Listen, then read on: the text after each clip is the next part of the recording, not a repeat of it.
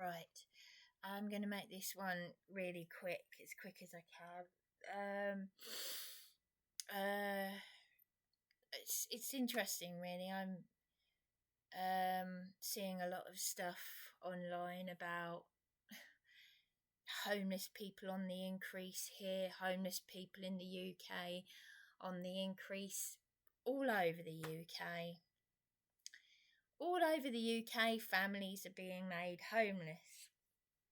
Sorry, I've got a sore upper lip because I've been putting essential oil on my upper lip.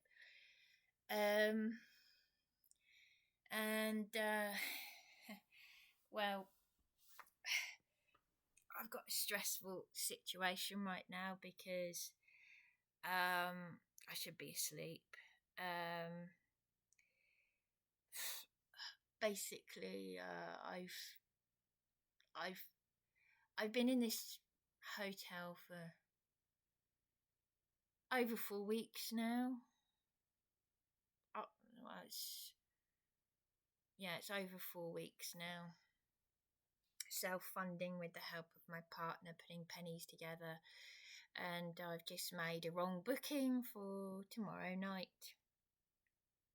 When I say tomorrow night, I mean tonight, because it's now the early hours of the 19th.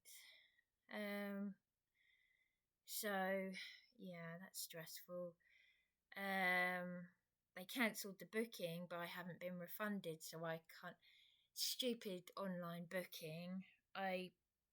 This has happened once before. It booked me for March of next year.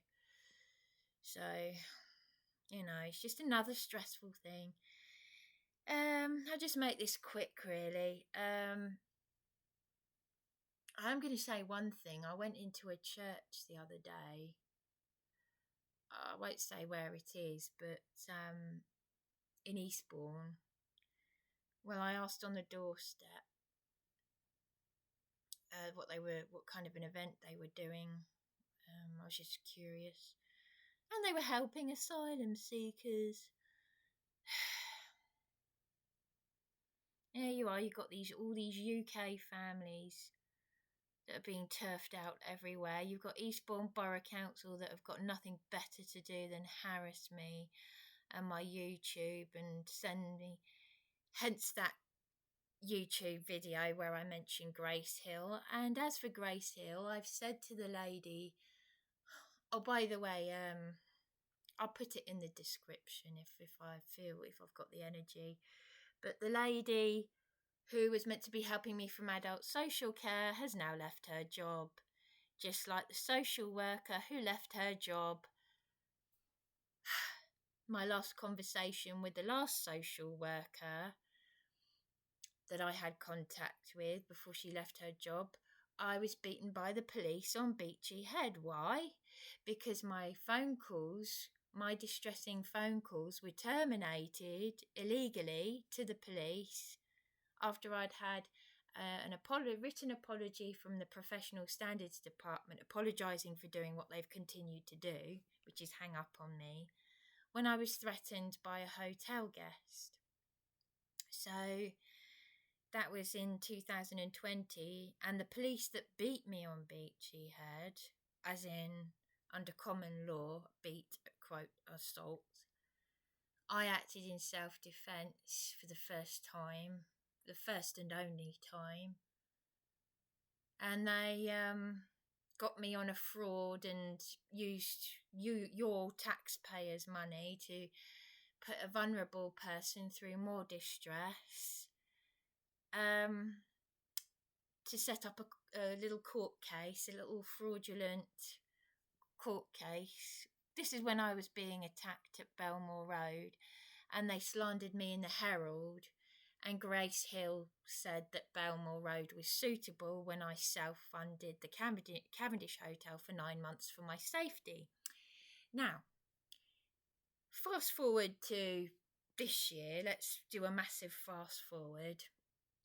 The flat at SDR Living was brutally taken from me forcefully, and I got news my father had died, and the staff trained to deal with complex needs couldn't handle the death of a parent or basic suicidal feelings.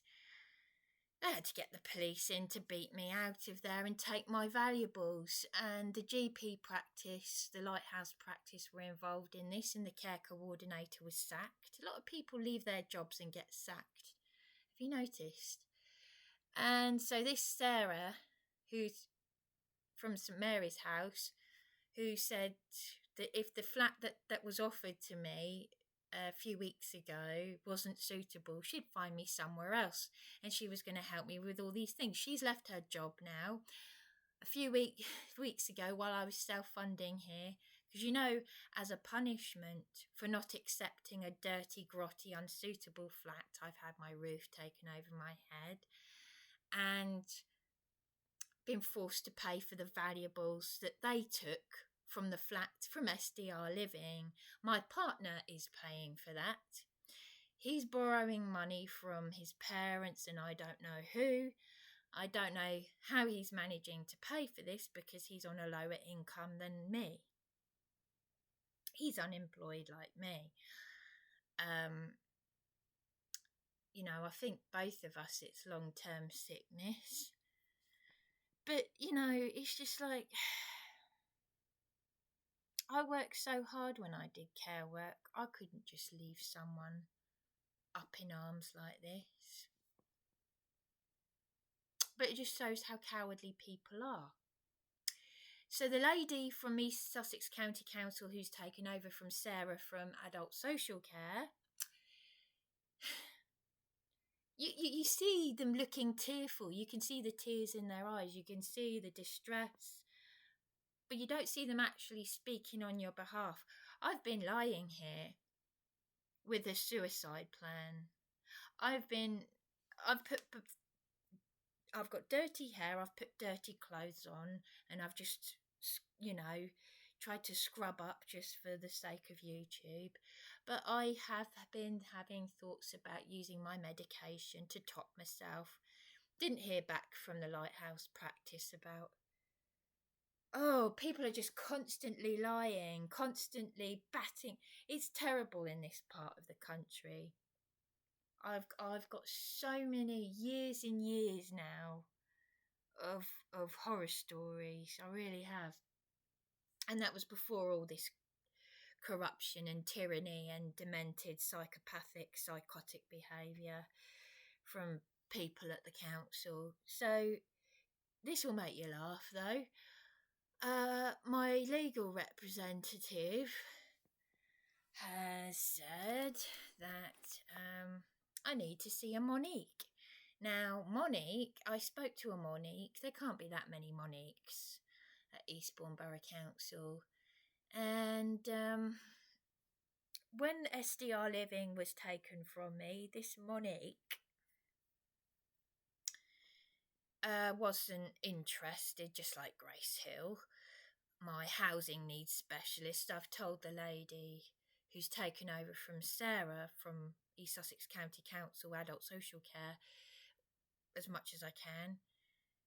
And I've said I don't want Grace Hill as my housing needs specialist. This person personally put my life in danger because they failed to stop and correct, and they've sent me nothing more than a pathetic bullying email. And I told her about my YouTube channel and the video that I've made. But anyway, I've had an email from my legal rep saying that she might even watch this for all I know, because I've told her about my YouTube channel. I've told her manager. Well, I'll tell everyone about it. It's just telling the truth, but just being very careful about how I do it. And as Plato said, it's the most dangerous thing you can do, telling the truth. But basically, this Monique that I had contact with, it could be a different one, wasn't interested when I got the elderly licensee in the room in Pevensey Road to speak on my behalf. And I don't mean to be rude, but she seemed quite vulnerable herself because she wasn't quite with it. pretty much like the people at Eastbourne Borough Council, but all I did was get her to say, am I a problem? I'm traumatised. I was filthy dirty. I'd been forced into that room for, probably was only there for about a week, 2 weeks. And then in April, literally kicked out of there. How I haven't topped myself. That's what they want. John Alexander Patterson said it. I don't know how, honestly, I don't know how I've managed to keep going, but I managed to make it into a taxi to self-fund this hotel. And then Josh Bubarundi, OBE, Councillor Josh Bubarundi of the Orange Party, the one who failed to stop and correct like all the others, which is criminal. And he made out he was a victim of my YouTube channel. That's the funny thing. We'd never even met, but he knew about my YouTube channel, but wouldn't tell me how. I didn't react. I just let him sort of open himself up to. They show themselves up. They don't even have to do much, and this is why there's all this gossip. Oh, what has she said? Has she said this? Has she mentioned my name? It's like, get a life and grow up. There's a housing crisis, but Bryony's mentioned Grace Hill's name. Yeah, too damn right. Oh, is she recording? Is she recording? Do you know what? I haven't recorded someone for months and months. Not even privately, but because they were like, oh, she's recording and passing all this, like, it's like being in a playground. It's like Chinese whispers. And this Grace Hill suddenly sends me an email out of the blue just because I mentioned her name briefly. Honestly, you councillors, you politicians, my God, I honestly thought you had your hands tied. The number of times you guys say, oh, I've got my hands tied. Oh, funding this and funding that. Yet you use taxpayers' money to try and get me in prison, just like you did John Alexander Patterson, who exposed fraud, theft and money laundering, whom I met in the psychiatric unit because he had legalese documents that he showed me to do with baby organ harvesting. You Satanists. Do you know, I even had a manager from civil legal advice, because it's all rigged. But this was before they turned funny with me. And a few years ago, I was telling this guy how I shouted at Eastbourne Borough Council that they were Satanists. And I said how mortifying it was to be that distressed. And he said, well, it's understandable, but that is what they are.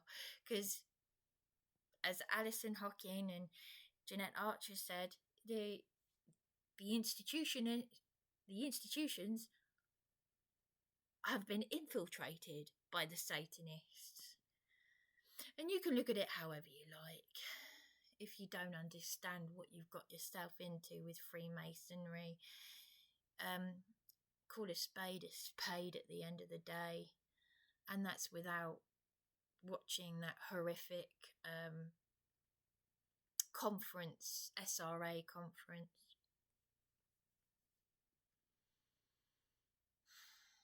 Or going to the conference that I went to at where I met Ray Savage, and he said they found he was a speaker and an ex-Sussex police sergeant, and he said the 77 Brigade are onto me, and that his nephew was found in the harbour with concrete tied to his legs. So anything's believable. You just got to base it on your own experiences. And if you've got credibility, I'm a fighter. I've thought about using my sleeping pill medication to help, shall we say, aid ending it all. But, you know, I'm here. As long as I'm here, I'm fighting, because obviously I'm a fighter. I'm a survivor. That doesn't mean to say I'm not going through absolute torture, and you just can't see it, though. There'd be something wrong with me if I didn't scream out for help, if I didn't break free from the social engineering of the British stiff upper lip. There'd be something wrong with me if I didn't scream, help! You know, it makes you human. And Princess Diana would do the same thing. And she did in real life. But they don't tell you that in the public domain. The Queen wanted to keep it all hush hush. And you know what Diana said about her being, shall we say, inhuman. And she knew about the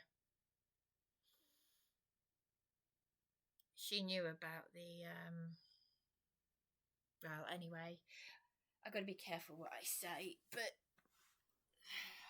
people like Jeanette Archer know, because she's seen what the Queen was underneath it all. And anyway, I'm going off on a massive tangent here. I've gone from Eastbourne Borough Council to referring to the reptilian thing, but way off course.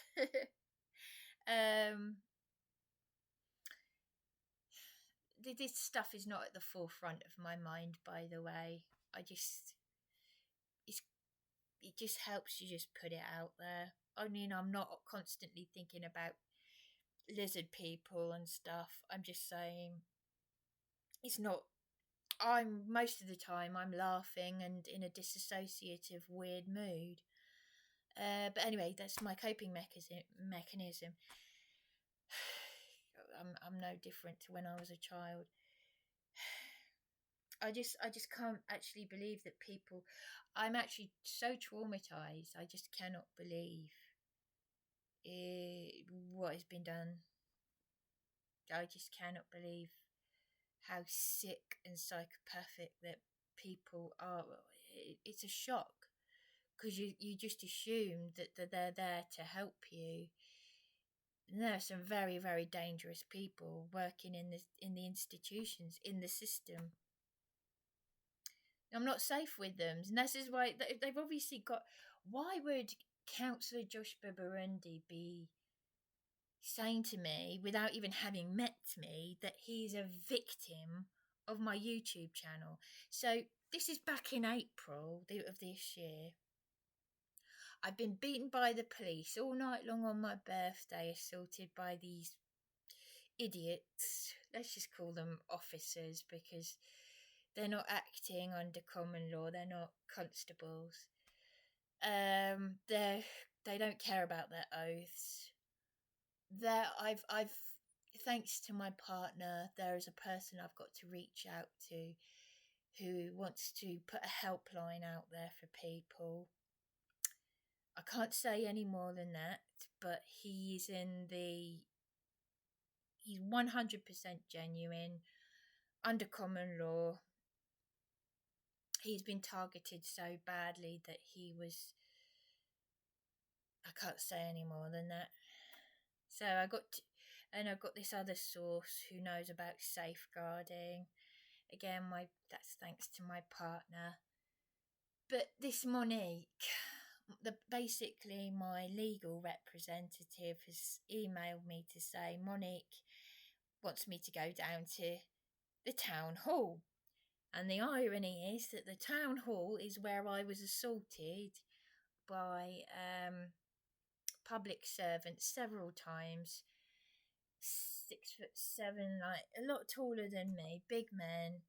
One of them was South African. One of them is English, works at the council offices. Really nasty pieces of work. They pushed and shoved me out of the offices and said, "You're banned." Wouldn't tell me why, but then said, you're recording. And actually, by law, I am allowed to record. They don't even know. They don't even know the law on recording in a public place. This is something that Auditing Britain, AB, is always making. They're always making videos about this. I'm learning as I go along. I've had to learn by being a victim of the system. That is how I have learned. And that is how I have learned how paranoid these people are, these politicians and the MP, and because they got so much to hide. They've got so much to hide. They've got so much to lose. Their reputation, by golly. But their reputations are already in tatters. So, you know, the more that they... But there's been a lot of pushback out there, thank you.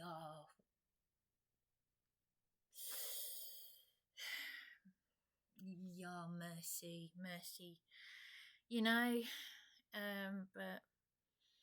So, I just emailed my paralegal to say, well, if it's the same Monique and she wants me to go down to the town hall, I don't think I'm safe enough to do that. I signed my mother's death certificate at the town hall, and that was it's just yeah, because 6 days before she died, I was forced to sign a homeless application form. And thankfully, that death certificate is proof.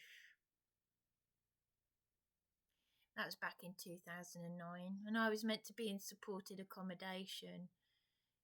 They must be so paranoid, because why would a care coordinator that you've never met come up to you and say, "You saw Rav the counsellor," and give me her card, a horrible woman. And it's like, there are infiltrators. This was at St Wilfrid's Hospice. And you know the Freemasons love St Wilfrid's Hospice. It is run by Satanists. I don't regret getting my mother into that hospice, or getting her involved with them, because when there aren't many options available, you just want your mother to be cared for. And to be honest, if she had a peaceful exit, I wouldn't want her to be here. I really would not want her to see what's going on. Even if, obviously, they wouldn't be doing to me what they've done to me if my mother was alive. But the Bible says, I want to find that scripture that YRM said, there's a reason why my mother was taken out when she was.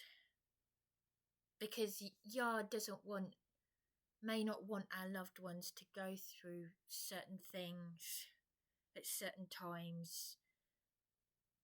This is not, I mean, obviously he wants me to be going through this hell for a reason, because I'm strong. And I've been given an assignment, and I've put on the armour of Elohim. But my gosh, I don't know, really. Anyway, so there we are. So this Monique, I don't know if it's the same one, but if you want me to see you at the council, you better make sure that your security don't push and shove me, because I'll put in a claim this time, and I will have the energy to put in a claim. I came very close to suing the Herald for libel, but I collapsed from exhaustion. There was a lovely lady from the legal ombudsman, and it was under the Vulnerable Champion scheme thing. And I was, at that point, I was in my partner's friend's flat. My partner was arrested, and the nice officer who arrested him apologised to me for his colleagues and the 7 years of tyranny, and then I had the worst of the worst. back in March when they beat me all night long in A&E and up on Beachy Head and gave me an X-ray because of what they did to my hands in the handcuffs because my hands were so swollen. Oh, I can't wait to see my mother again. This is one hell of an assignment. But anyway, there we are. So if it's the same, Monique, just be careful because I may have to. If they lay one finger on me, just one finger on me, I'll be straight onto it. Because you better sort this out ASAP because by Friday I've got to have a roof over my head. That's it. I'm already been suicidal. So you're all on the line with this.